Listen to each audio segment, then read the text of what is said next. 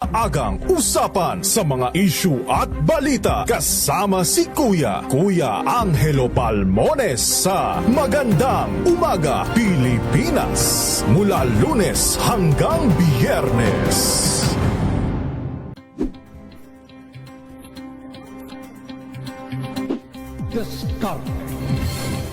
At maraming salamat po sa mga inyo na ang Agri-Asenso hanggang sa susunod na sa 4:05 na po ng inyong paboritong programa ang DZRH Boom Balita ngayong araw ng Sabado.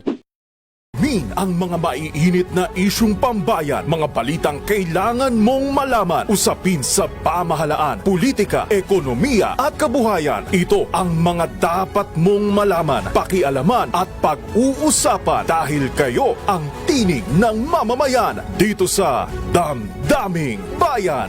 Live sa DZRH Radio, DZRH TV at DZRH Digital. Kasama sina Lakay, Deo Macalma at Elaine Apit. Araw-araw, Lunes hanggang Biyernes. Damdaming Bayan. Magandang gabi sa lahat ng mga nanonood at nakikinig sa atin. Thank God it's Good evening, Metro at Mega Manila. Magandang gabi Pilipinas, Metro and Mega Manila. Pilipinas Extension sa DZRH at RHTV. Samahan Sa Pool, Sabado. Gabi ng Misteryo ngayon pong Sabado, ano po?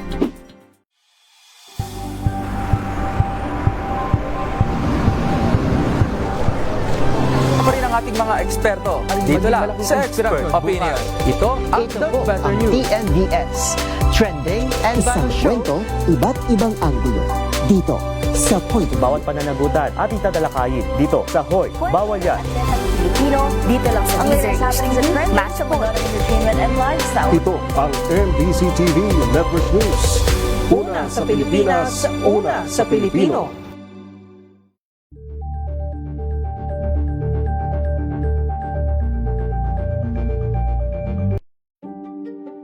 Buklatin ang mga pahina. Pakinggan ang boses ng lipunan. Tunghayan ang mga issue mula sa ibang katayuan. Nakakalungkot kasi deserve ba namin ng ganito? Na hindi nila alam kung ano talaga yung kanilang mga karapatan. Yung gobyerno, tinulungan nila yung kanilang magsasaka. Pinapatahimik tayong lahat using various laws. Through education, kayang-kaya nating baguhin yung ganitong klaseng pag-iisip. Isang kwento, iba't ibang anggulo. Dito, sa Point of View.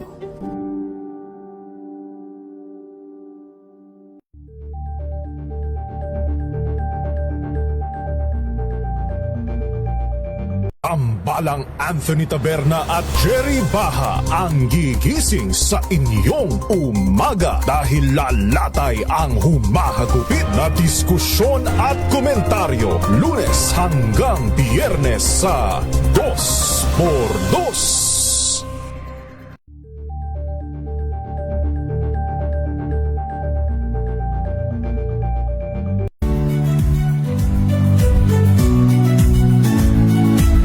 Magandang araw mga kaibigan. Ito po ang inyong balerina ng bayan, si Lisa Macuha Elizalde na nag-aanyaya sa inyong samahan kami at ang aming mga espesyal na panauhin para sa kalahating oras ng masayang kwentuhan sa aming programang Art to Art, kung saan ang usapang sining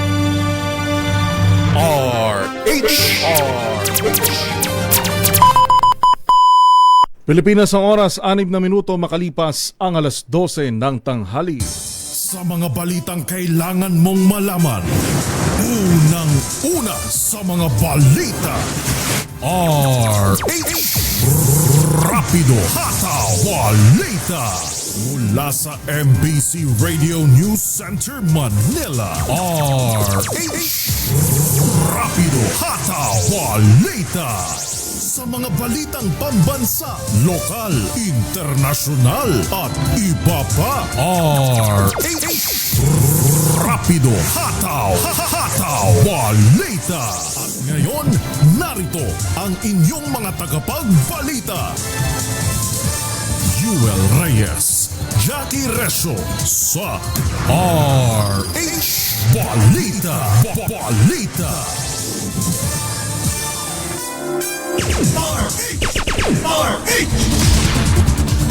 Sa ulo ng ating mga balita, unang bugso ng 60 pesos na aumento sa sahod sa Metro Manila, epektibo na.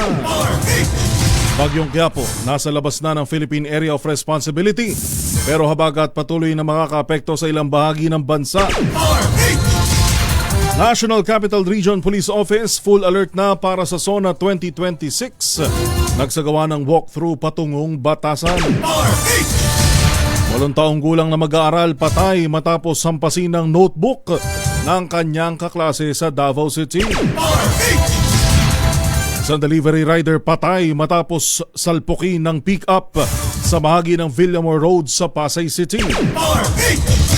Shabu at marijuana inihagis umano sa Tacloban City Jail.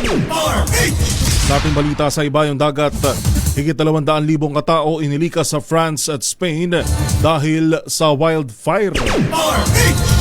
At sa balitang showbiz, makeup artist ni Chris Aquino may pa-teaser sa pagbabalik ng Queen of All Media. Yuel Reyes, Jackie Reso sa RH Balita. RH Weather News. Makibalita muna tayo sa update sa bagyong Quiapo na nasa labas na ngayon ng PAR mula kay Dan Villamil ng DOST Pag-asa. Sir Dan, may maulan pa ho ba?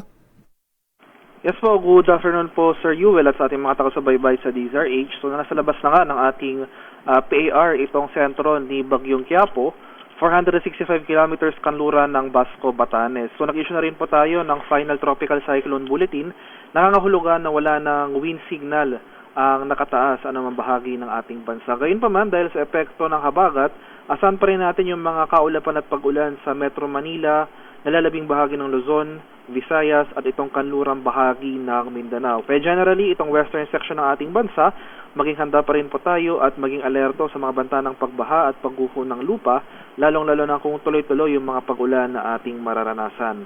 Sa kalagayan nating karagatan, nag-issue na rin po tayo ng final gale warning. So wala nang gale warning na nakataas, pero iba yung pag-ingat pa rin sa ating mga kababayan na maglalayag, especially dito sa seaboards ng extreme northern Luzon dahil posible pa rin dyan yung katamtaman hanggang sa maalong karagatan. Sir Yuel? Bale, yung habagat natin sir, humina na rin ho ba? Opo, so asa na rin po natin ganyan yung trend sa mga sunod na araw. May signals pa rin pa tayo ng habagat. Makaka-apekto pa rin ito sa kanurang bahagi ng ating bansa, pero yung intensity ng pag-ulan ay gradually hihina na po. Alright, maraming salamat Sir Dan. Magandang tanghali po. Thank you po and magandang tanghali. Dan Villamil ng DOST Pag-asa. Yuel Reyes, Jackie Reso sa RH Balita. Sa detalye ng mga balita, alas 12 Gs ng tanghali, patuloy sa pagsadsad ng antas ng tubig sa Angat Dam. Ito'y sa kabila ng mga nararanasang pagulan sa mga nakalipas na araw. Ayon sa Pag-asa Hydrometeorology Division, mas marami ang nakokonsumong tubig kesa sa pumapasok sa Angat Dam, kaya tuloy rin sa pagbaba ang water level nito. Kaugnay niyan, sinabi ng Manila Water ang posibleng pagbaba ng water pressure sa ilang lugar. Sabi ni Manila Water Corporate Communication Department Head DP Galang, ito'y para matiyak na pantay-pantay pa rin ang magiging distribusyon ng tubig kahit patuloy sa pagbaba ang antas ng tubig sa nasabing dam.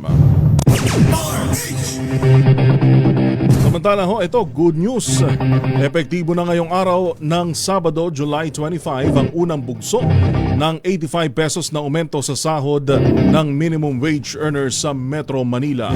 Una nang inanunsyo ng Department of Labor and Employment o DOLE na mahati sa 2 tranche ang inaprobahang wage hike, kung saan ang unang bugso nga ho ngayong araw ay epektibo na ang 60 pesos.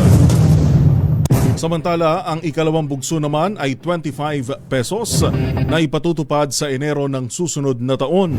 Kaugnay nito, mula sa dating 695 ay tataas na sa 780 pesos ang arawang sahod ng mga non-agricultural worker, habang 743 naman mula sa dating 685 ang mga agricultural worker.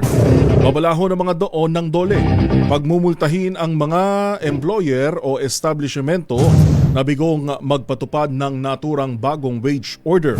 Batay sa pagtaya, nasa 1.1 milyon na manggagawa sa Metro Manila ang mabebenepisyuhan ng nasabing aumento sa sahod.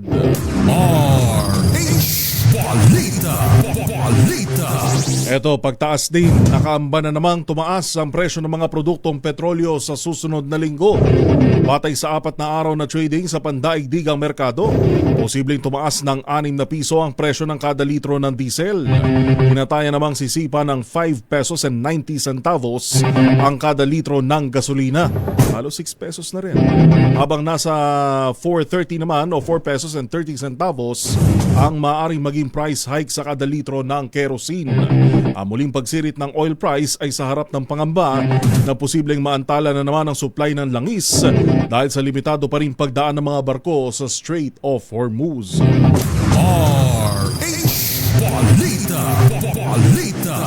Full alert na ang National Capital Region Police Office o NCRPO simula kahapon para sa State of the Nation Address ni Pangulong Bongbong Marcos Jr. Kaugnay nito, sisimulan na rin ang pag-deploy ng nasa higit 21,000 kapulisan na itatalaga para sa security operations. Bukod sa mga ipakakalat na pulis, mayroon ding 3,000 standby personnel mula sa Police Regional Office 2, Region 4B Mimaropa at PRO 5 o mula sa Bicol Region. Kabilang ho sa tututukan ng pulisya ang pagbabantay sa Batasang Pambansa Complex, mga pangunahing kalsada, transport terminals, border control points, mga itinalagang rally zone at iba pang kritikal na mga lugar sa Metro Manila. Bilang karagdagang persa, nagtalaga rin ang aabot sa 11,000 miyembro ng Civil Disturbance Management para matiyak na maayos na mababantayan ang mga magsasagawa ng kilos protesta. Walang nakikitang seryosong banta sa seguridad ang Philippine National Police ilang araw bago ang ika-5 sona ni Pangulong Bongbong Marcos Jr. Ngunit ayon kay PNP Public Information Office Chief Colonel Alan Reyco, nananatiling nakaalerto ang buong hanay at handa silang umaksyon sa anumang intel information na matatanggap. Gate ni Co, bukod sa PNP Command Center na ipupwesto malapit sa Batasan, ay magkakaroon din ng isa pang monitoring center na mag-ooperate naman mula sa Police Headquarters sa Campo Crame. Nakahanda rin aniya ang pulisya na mag-deploy ng karagdagang mga tauhan sakaling ituloy ng Iglesia ni Cristo ang ikinakasang pagtitipon kasabay ng sona ng Pangulo. Sa ngayon ay wala pang natatanggap na kumpirmasyon ng PNP mula sa church leaders kung tuloy o hindi ang naturang aktibidad. Alas 12:14, paglaban sa korupsyon ang pangunahing usapin na nais marinig ng sambayanan sa State of the Nation Address ni Pangulong Bongbong Marcos. Sa survey na isinagawa ng Pulse Asia, nasa 29.8% ng mga Pilipino ang nagsabing gusto nilang talakayin ng Pangulo sa kanyang sona ang mga hakbang na ginagawa ng pamahalaan kontra katiwalian. Partikular anila na nais malaman ng publiko ang pag-iimbestiga at pagpapanagot sa mga sangkot sa maanomalyang flood control projects na may 18.9%. Sinundan ito ng issue sa presyo ng mga pangunahing bilihin na may 18.7%. Kabilang din sa iba pang mga usapin na inaabangan ng taong bayan sa SONA ang tungkol sa trabaho sa bansa, kahirapan, iligal na droga, mababang sahod, mataas na presyo ng petrolyo at kriminalidad. Sa iba pang mga balita, nagpaabot ng pakikiramay ang Department of Education matapos ang pag-asawi ng grade 3 student na pinalo umano ng notebook sa ulo ng kanyang kaklase sa Davao City. Sa opisyal na pahayag ng DepEd, kinumpirma nito ang insidente ng pagkamatay ng grade 3 pupil na nangyari sa Lapu-Lapu Elementary School sa Agdao District, Davao City. Nakikipag-ugnayan na umano ang DepEd Davao sa mga otoridad hinggil sa insidente at tiniyak ang tulong sa pamilya na mag-aaral. Nagsasagawa na rin anya ng psychosocial support sa mga apektadong mag-aaral at school personnel. Hinimok naman ng DepEd ang publiko na hayaang gumulong ang investigasyon at iwasang magbigay ng anumang espekulasyon na posible lang makaapekto sa pamilya at mga sangkot na mag-aaral.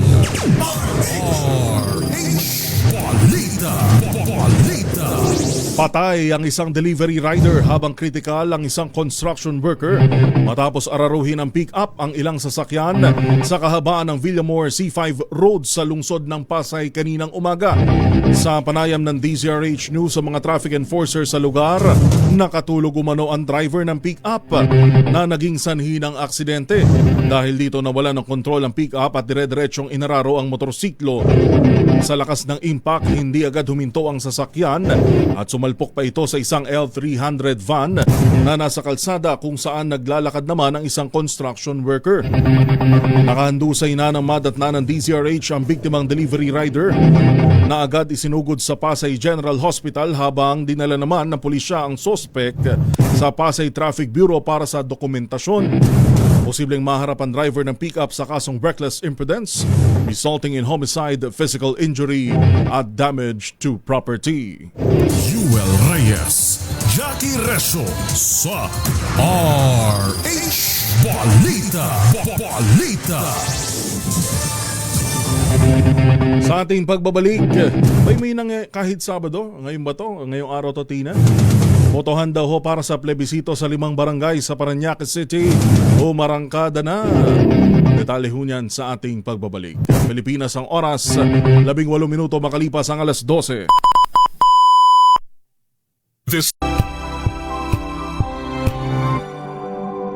Curious ka ba sa marami